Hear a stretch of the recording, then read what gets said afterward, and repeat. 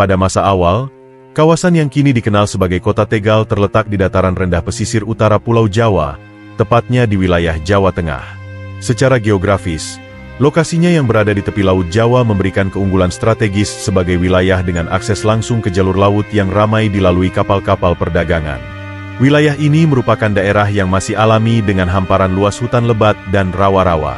Kondisi ini menciptakan habitat yang subur untuk beragam flora dan fauna, sekaligus menjadikan Tegal sebagai kawasan yang kaya akan sumber daya alam. Meskipun kawasan ini terkesan liar dan belum banyak tersentuh oleh peradaban, keberadaan sungai-sungai yang mengalir dari dataran tinggi ke pesisir menjadikan daerah ini menarik untuk dihuni. Sungai-sungai tersebut tidak hanya menjadi sumber air bagi kebutuhan hidup, tetapi juga berfungsi sebagai jalur transportasi alami. Dengan topografi yang relatif datar dan tanah yang subur, Tegal menawarkan potensi besar untuk pengembangan pertanian dan perikanan. Inilah yang menjadi dasar mengapa wilayah tersebut mulai menarik perhatian manusia sejak zaman prasejarah. Sebelum era kerajaan, kehidupan masyarakat awal di Tegal masih sangat sederhana dan bergantung pada kekayaan alam di sekitarnya. Mereka hidup dengan cara berburu hewan liar di hutan, meramu tumbuhan untuk makanan, dan memanfaatkan hasil alam dari rawa-rawa dan sungai. Kehidupan nomaden perlahan bergeser menjadi lebih menetap ketika mereka mulai mengenal teknik bercocok tanam sederhana, terutama di lahan-lahan subur di sekitar aliran sungai. Tanaman yang dibudidayakan pada masa itu kemungkinan besar adalah umbi-umbian, sayuran liar, dan padi liar. Aktivitas berburu dan meramu tetap menjadi bagian penting dari kehidupan sehari-hari mereka, melengkapi kebutuhan pangan yang tidak bisa dihasilkan dari pertanian. Masyarakat awal ini tinggal di perkampungan kecil yang tersebar di sekitar sungai. Sungai menjadi pusat kehidupan karena menyediakan air untuk kebutuhan sehari-hari, pengairan lahan, dan jalur transportasi sederhana.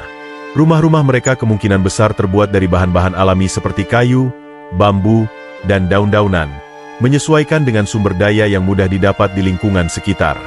Kehidupan sosial masyarakat berjalan secara komunal, dengan pembagian kerja berdasarkan kemampuan individu. Hubungan antar kelompok mulai terjalin melalui barter, di mana hasil pertanian, hasil buruan, atau barang kerajinan sederhana dipertukarkan untuk memenuhi kebutuhan yang lebih luas. Kehidupan di Tegal pada masa itu mencerminkan pola kehidupan masyarakat pesisir yang mulai membangun peradaban kecil berbasis lingkungan. Nama Tegal diakini berasal dari kata Tegal, sebuah istilah dalam bahasa Jawa yang merujuk pada tanah pertanian atau lahan subur. Sebutan ini muncul sebagai penggambaran atas kondisi alam wilayah tersebut, yang didominasi oleh tanah datar dengan kesuburan tinggi. Tanah di Tegal sangat cocok untuk aktivitas bercocok tanam, terutama padi, yang menjadi sumber pangan utama masyarakat sejak masa awal. Kesuburan tanah ini didukung oleh keberadaan sungai-sungai besar yang melintasi wilayah tersebut, menyediakan air yang melimpah untuk kebutuhan irigasi dan mempercepat pengembangan lahan pertanian. Sebutan Tegal kemudian mengalami penyederhanaan menjadi Tegal, yang akhirnya digunakan sebagai nama resmi untuk wilayah tersebut. Penamaan ini tidak hanya mencerminkan karakter geografisnya, tetapi juga menunjukkan pentingnya pertanian dalam kehidupan masyarakat Tegal sejak masa prasejarah. Selain itu, nama ini menjadi simbol identitas wilayah yang hingga kini tetap dikenal sebagai salah satu daerah penghasil padi dan komoditas pertanian lain di Jawa Tengah. Transformasi istilah ini menunjukkan bagaimana interaksi antara manusia dan lingkungannya memengaruhi identitas budaya dan sejarah sebuah tempat. Pada abad ke-8, wilayah Tegal berada di bawah pengaruh dua kerajaan besar di Pulau Jawa, yaitu Kerajaan Galuh dan Mataram kuno. Kerajaan Galuh yang berpusat di Jawa Barat memiliki wilayah kekuasaan yang meluas, hingga ke pesisir utara Jawa Tengah, termasuk Tegal. Sementara itu, Kerajaan Mataram kuno yang berpusat di Jawa Tengah juga menjadikan kawasan ini sebagai bagian dari jaringan wilayahnya. Letak strategis Tegal di jalur pesisir dan dekat dengan aliran sungai membuatnya menjadi daerah penting dalam lalu lintas perdagangan dan distribusi hasil bumi pada masa itu. Selain sebagai wilayah perdagangan, pengaruh kedua kerajaan ini juga terlihat dari perkembangan sistem pertanian di Tegal. Para pedagang dan pendatang yang datang ke wilayah ini mengenalkan teknologi irigasi sederhana yang memanfaatkan aliran sungai untuk mengairi lahan pertanian. Sistem ini memungkinkan masyarakat setempat untuk meningkatkan hasil panen, terutama padi, yang menjadi komoditas utama. Hubungan antara penduduk lokal dengan pengaruh luar melalui perdagangan dan pertanian membentuk pola kehidupan yang lebih terstruktur dan terorganisasi, mencerminkan awal mula Tegal sebagai wilayah yang berkembang dalam lingkup kekuasaan kerajaan besar di Jawa. Pada masa kejayaan kerajaan Majapahit, Tegal menjadi salah satu wilayah yang memiliki peran penting dalam jaringan perdagangan dan distribusi hasil pertanian. Posisi geografisnya yang strategis di pesisir utara Jawa menjadikan Tegal sebagai penghubung antara pedalaman Jawa dengan daerah lain, baik di Nusantara maupun kawasan internasional. Pelabuhan-pelabuhan kecil yang ada di wilayah ini digunakan untuk mengekspor hasil bumi, seperti beras, rempah-rempah, dan produk pertanian lainnya, ke berbagai daerah di Nusantara dan bahkan hingga ke Asia Tenggara. Selain itu, Majapahit yang dikenal sebagai kerajaan maritim juga memanfaatkan Tegal sebagai salah satu simpul perdagangan laut. Jalur pelayaran yang melewati Laut Jawa memberikan akses mudah bagi kapal-kapal dagang untuk singgah di Tegal. Tidak hanya sebagai tempat transit barang, Tegal juga menjadi tempat bertemunya para pedagang dari berbagai daerah yang membawa serta budaya dan tradisi mereka. Hal ini memperkaya kehidupan masyarakat lokal dan mengintegrasikan Tegal ke dalam jaringan ekonomi dan budaya yang lebih luas. Keberadaan Tegal dalam lingkup kekuasaan Majapahit menunjukkan bagaimana wilayah ini tidak hanya berfungsi sebagai daerah agraris, tetapi juga sebagai pusat perdagangan yang vital. Pada abad ke-15, pengaruh Islam mulai masuk ke wilayah Tegal melalui jalur perdagangan di pesisir utara Jawa. Para pedagang Muslim dari berbagai daerah, seperti Gujarat, Arab, dan Persia, membawa tidak hanya barang dagangan, tetapi juga ajaran Islam. Wilayah Tegal yang strategis sebagai pelabuhan dan pusat perdagangan, mempermudah penyebaran agama ini di kalangan masyarakat lokal. Proses Islamisasi tidak hanya dilakukan oleh para pedagang, tetapi juga oleh para ulama yang datang untuk menyebarkan ajaran agama melalui pendekatan damai dan budaya, seperti seni, sastra, dan pendidikan. Masuknya Islam membawa perubahan besar dalam tatanan sosial dan budaya masyarakat Tegal. Sistem nilai Islam mulai memengaruhi kehidupan sehari-hari, termasuk dalam aspek hukum, pendidikan, dan tata kelola masyarakat. Selain itu, Tegal semakin berkembang sebagai pusat perdagangan karena banyak pedagang Muslim yang menjadikan wilayah ini sebagai tempat persinggahan. Keberadaan masjid-masjid kecil di sekitar pelabuhan menunjukkan bagaimana agama Islam menjadi bagian penting dari identitas masyarakat Tegal. Transformasi ini menandai pergeseran besar dalam sejarah Tegal, di mana agama dan perdagangan saling memperkuat, menjadikan wilayah ini semakin dikenal sebagai kawasan yang religius sekaligus strategis dalam perekonomian. Pada masa Kesultanan Demak yang berdiri pada awal abad ke-16, Tegal menjadi salah satu daerah pendukung utama dalam penyebaran Islam di Pulau Jawa. Kesultanan Demak, yang merupakan kerajaan Islam pertama di Jawa, menjadikan wilayah pesisir utara sebagai jalur utama dakwah dan perdagangan. Tegal, dengan letaknya yang strategis di jalur Pantura, memainkan peran penting sebagai pusat logistik dan persinggahan bagi para ulama dan pengikut Islam yang melakukan perjalanan menyebarkan ajaran agama. Para pemimpin lokal di Tegal yang mendukung ajaran Islam juga berperan dalam memperkuat posisi kesultanan, baik secara religius maupun politis. Selain sebagai pusat dakwah, Tegal juga memiliki peran militer yang strategis bagi Kesultanan Demak. Lokasinya yang berada di pesisir memungkinkannya menjadi basis pertahanan dalam menghadapi ancaman dari kerajaan-kerajaan lain di Jawa, seperti Kerajaan Pajang atau kekuatan kolonial yang mulai merambah Nusantara. Pasukan Kesultanan Demak sering menggunakan Tegal sebagai titik konsentrasi sebelum melancarkan ekspansi atau menghadapi serangan. Dengan peran ganda sebagai pusat penyebaran agama dan basis pertahanan, Tegal semakin dikenal sebagai wilayah yang mendukung kekuatan politik dan spiritual Kesultanan Demak di masa kejayaannya. Pada awal abad ke-17, Verenigde Oost-Indische Compagnie, VOC, perusahaan dagang Belanda, mulai memperluas pengaruhnya ke wilayah pesisir utara Jawa, termasuk Tegal. VOC melihat Tegal sebagai wilayah strategis dengan potensi besar, baik sebagai pelabuhan untuk aktivitas dagang maupun sebagai pusat distribusi hasil bumi. Lokasi Tegal yang berada di jalur Pantura memudahkan koneksi perdagangan antara kota-kota penting di Jawa dengan pelabuhan internasional. Selain itu, hasil bumi dari pedalaman Jawa yang diangkut melalui sungai-sungai di sekitar Tegal menjadi daya tarik tersendiri bagi VOC untuk menjadikannya sebagai pusat logistik. Kehadiran VOC di Tegal tidak hanya berfokus pada perdagangan, tetapi juga pada penguasaan politik dan ekonomi wilayah tersebut. Mereka mulai membangun pos dagang dan menjalin hubungan dengan pemimpin lokal untuk memonopoli komoditas seperti beras, gula, dan rempah-rempah. Namun, kedatangan VOC juga membawa dampak negatif bagi masyarakat setempat. Eksploitasi sumber daya alam dan tekanan terhadap petani untuk memenuhi kuota perdagangan seringkali menimbulkan konflik. Meskipun begitu, kehadiran VOC menandai awal era kolonial di Tegal, di mana wilayah ini perlahan-lahan menjadi bagian dari jaringan ekonomi global yang dikendalikan oleh kekuatan asing. Untuk memperkuat dominasi mereka di wilayah pesisir utara Jawa, VOC membangun sebuah benteng di Tegal. Benteng ini didirikan sebagai langkah strategis untuk melindungi kepentingan dagang mereka dari ancaman perompak, serangan kerajaan-kerajaan lokal, maupun pemberontakan masyarakat setempat. Lokasi benteng yang berada di dekat pelabuhan utama Tegal memberikan keuntungan taktis, memungkinkan VOC untuk mengontrol arus keluar masuk barang dan mengawasi aktivitas perdagangan. Selain sebagai perlindungan, benteng ini juga menjadi simbol kekuasaan Belanda di wilayah tersebut. Selain berfungsi sebagai pertahanan, benteng VOC di Tegal menjadi pusat administrasi kolonial. Dari sini, VOC mengatur kegiatan ekonomi, termasuk monopoli perdagangan komoditas seperti beras, gula, dan rempah-rempah. Benteng ini juga digunakan sebagai tempat menyimpan hasil bumi yang akan diekspor ke pasar internasional. Kehadiran benteng tidak hanya mencerminkan kekuatan militer VOC, tetapi juga menegaskan dominasi mereka dalam pengelolaan ekonomi dan politik di wilayah Tegal.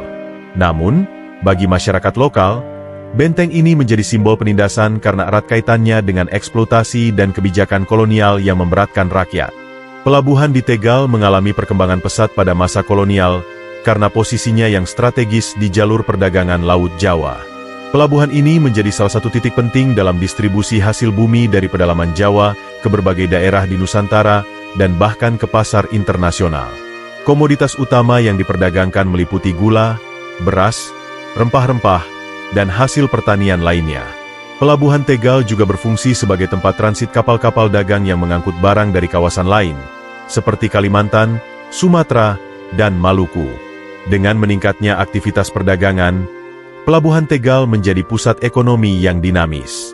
Infrastruktur pendukung seperti gudang penyimpanan, dermaga, dan pasar dibangun untuk mengakomodasi kebutuhan perdagangan yang terus berkembang. Keberadaan pelabuhan ini tidak hanya membawa kemakmuran bagi sebagian masyarakat, tetapi juga menciptakan interaksi budaya antara penduduk lokal dan para pedagang asing, seperti Cina, Arab, dan Eropa. Namun, di sisi lain, aktivitas pelabuhan juga diawasi ketat oleh VOC, yang memanfaatkan fasilitas ini untuk memonopoli perdagangan dan mengontrol harga komoditas. Hal ini menempatkan Pelabuhan Tegal sebagai bagian penting dari jaringan ekonomi global yang didominasi oleh kekuatan kolonial. Pada pertengahan abad ke-18, masyarakat Tegal mulai menunjukkan perlawanan terhadap dominasi VOC yang semakin menindas. Monopoli dagang yang diterapkan oleh VOC membuat petani dan pedagang lokal kehilangan kendali atas hasil bumi mereka. Harga komoditas seperti beras dan gula ditekan rendah oleh VOC, sementara beban pajak dan kewajiban untuk memenuhi kuota ekspor meningkat. Kondisi ini memicu ketidakpuasan di kalangan masyarakat, terutama para petani yang menjadi tulang punggung ekonomi wilayah. Perlawanan masyarakat Tegal dipimpin oleh tokoh-tokoh lokal yang memiliki pengaruh kuat di komunitas mereka. Mereka berjuang menentang kebijakan VOC yang merugikan, baik melalui aksi langsung seperti sabotase distribusi hasil bumi, maupun melalui diplomasi dengan pihak-pihak yang menentang kekuasaan kolonial. Meski perlawanan ini tidak selalu berhasil menggoyahkan kekuasaan VOC secara signifikan, aksi-aksi tersebut menjadi simbol perlawanan rakyat terhadap penindasan kolonial. Gerakan ini juga menjadi cikal bakal semangat perjuangan yang terus tumbuh di Tegal, hingga akhirnya berkontribusi pada upaya melawan kolonialisme di masa-masa berikutnya. Selama Perang Diponegoro, 1825–1830, Tegal menjadi salah satu wilayah strategis yang turut terlibat dalam perlawanan besar terhadap penjajahan Belanda.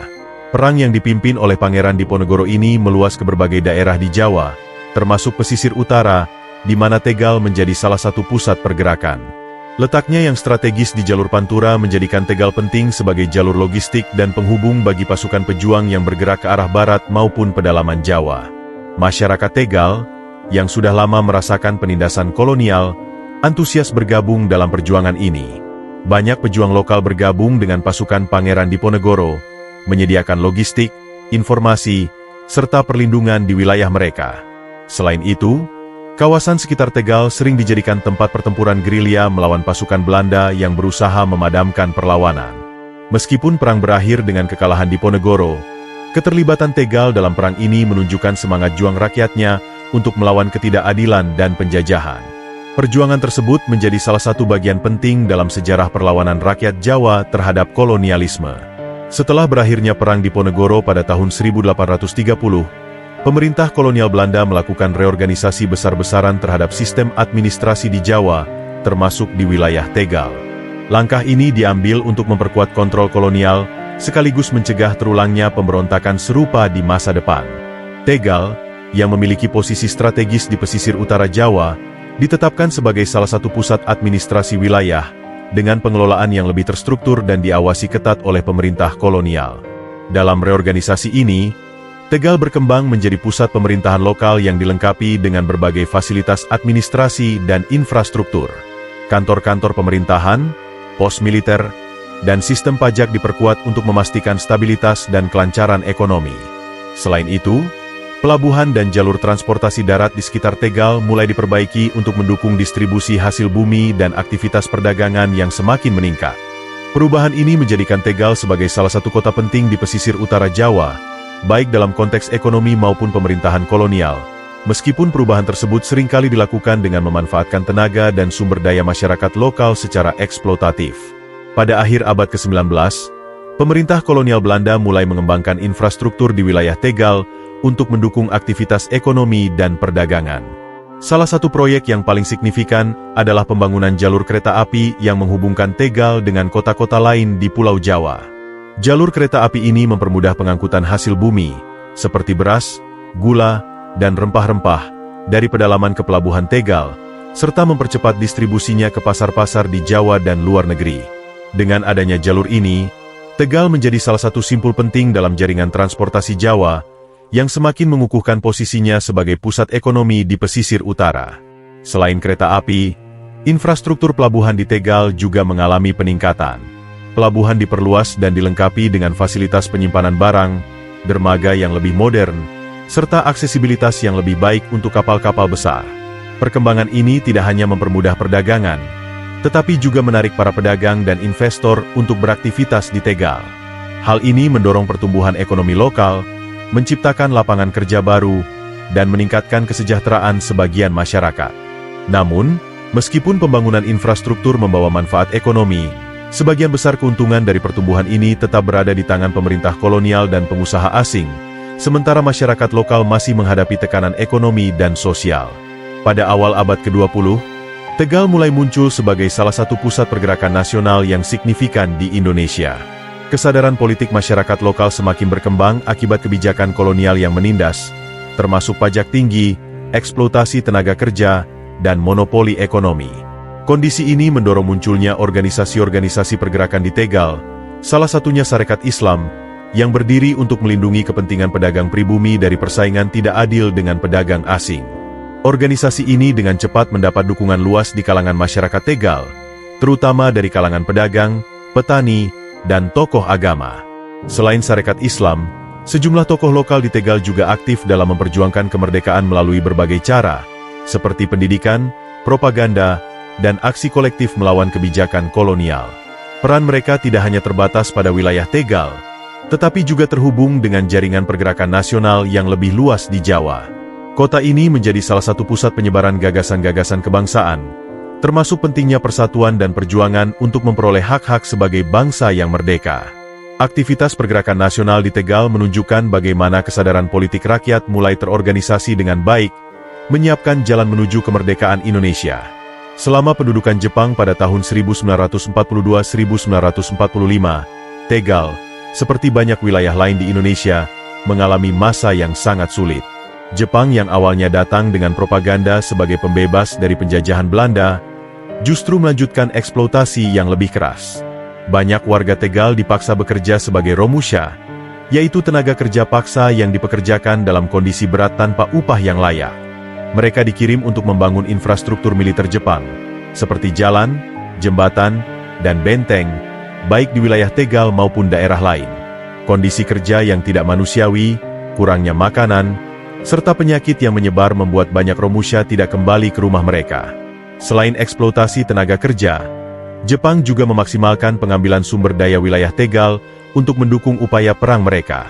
Hasil pertanian seperti padi dan gula yang menjadi produk utama Tegal dikerahkan untuk memenuhi kebutuhan militer Jepang, meninggalkan masyarakat lokal dalam keadaan kelaparan. Pendidikan dan kebebasan berekspresi juga sangat dibatasi selama pendudukan ini, di mana bahasa Jepang diwajibkan sebagai alat komunikasi resmi. Meskipun demikian, di tengah penderitaan, muncul benih-benih perlawanan dari kelompok-kelompok kecil masyarakat Tegal yang menolak penjajahan, menjadi bagian dari perjuangan menuju kemerdekaan yang lebih besar. Setelah proklamasi kemerdekaan Indonesia pada 17 Agustus 1945, Tegal menjadi salah satu wilayah yang menunjukkan semangat tinggi dalam mempertahankan kemerdekaan. Berita proklamasi segera menyebar ke daerah ini, dan masyarakat lokal, yang telah lama hidup di bawah penindasan kolonial, menyambut kemerdekaan dengan antusias. Organisasi pemuda dan tokoh-tokoh masyarakat Tegal segera menggalang kekuatan untuk mempertahankan kedaulatan dari ancaman kembalinya kekuasaan Belanda yang datang melalui agresi militer. Selama periode ini, Tegal menjadi salah satu medan perjuangan dalam menghadapi tentara Belanda yang berusaha merebut kembali kontrol atas wilayah-wilayah strategis di Indonesia. Para pemuda Tegal, bersama dengan tentara rakyat dan laskar-laskar perjuangan, melakukan berbagai bentuk perlawanan, mulai dari pertempuran fisik hingga sabotase terhadap pasokan dan logistik musuh. Semangat juang warga Tegal tidak hanya menunjukkan keberanian mereka, tetapi juga komitmen untuk mempertahankan kemerdekaan yang baru saja diraih. Peran masyarakat Tegal dalam mempertahankan kedaulatan menjadi bagian penting dari sejarah perjuangan bangsa Indonesia untuk mewujudkan kemerdekaan yang utuh. Pada tahun 1950-an, setelah Indonesia mencapai kemerdekaan penuh, Tegal secara resmi ditetapkan sebagai kota administratif. Penetapan ini merupakan bagian dari reorganisasi wilayah yang dilakukan oleh pemerintah pusat untuk memperkuat sistem pemerintahan di tingkat lokal. Sebagai kota administratif, Tegal diberikan wewenang untuk mengatur urusan pemerintahan yang lebih mandiri, terutama dalam hal pengelolaan pembangunan dan pelayanan masyarakat.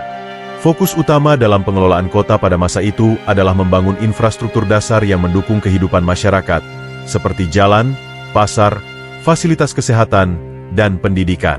Pemerintah kota juga mulai mengembangkan sektor ekonomi lokal dengan mengoptimalkan potensi wilayah, seperti hasil pertanian, perdagangan, dan kerajinan. Dengan status baru ini, Tegal mengalami perubahan signifikan dalam tata kelola pemerintahan dan pembangunan, menjadikannya pusat aktivitas ekonomi dan sosial yang lebih modern. Proses ini menandai awal transformasi Tegal dari kota tradisional menjadi kota dengan pengelolaan yang lebih terstruktur demi mendukung kesejahteraan masyarakat. Pada era modern, Tegal mengalami perkembangan pesat di berbagai sektor ekonomi, terutama perindustrian, perdagangan, dan pendidikan. Letaknya yang strategis di jalur Pantura, pantai utara Jawa, menjadikan kota ini sebagai pusat distribusi yang penting. Berbagai industri skala kecil dan menengah bermunculan, mencakup sektor manufaktur, tekstil, dan pengolahan makanan. Selain itu, pasar tradisional dan modern di Tegal menjadi pusat perdagangan aktif, yang tidak hanya melayani kebutuhan masyarakat lokal, tetapi juga menarik pedagang dari daerah sekitarnya. Tegal juga dikenal dengan produk-produk lokal yang khas, seperti kerajinan logam, mebel, dan alat-alat dapur, yang banyak diminati baik di pasar domestik maupun internasional. Selain itu, kuliner khas Tegal, seperti tahu aci, soto Tegal, dan teh poci, telah menjadi ikon yang mengangkat nama kota ini di kancah nasional. Di bidang pendidikan, Tegal terus berkembang dengan berdirinya berbagai institusi pendidikan dari tingkat dasar hingga perguruan tinggi, yang turut berperan dalam meningkatkan kualitas sumber daya manusia di wilayah ini. Pengembangan ekonomi modern di Tegal mencerminkan transformasi kota ini menjadi wilayah yang dinamis, tanpa melupakan akar tradisi dan kekhasan lokalnya. Saat ini, Tegal dikenal sebagai salah satu kota yang dinamis dan terus berkembang di Jawa Tengah. Letaknya yang strategis di jalur Pantura menjadikannya pusat kegiatan ekonomi yang penting, menghubungkan wilayah barat dan timur Pulau Jawa.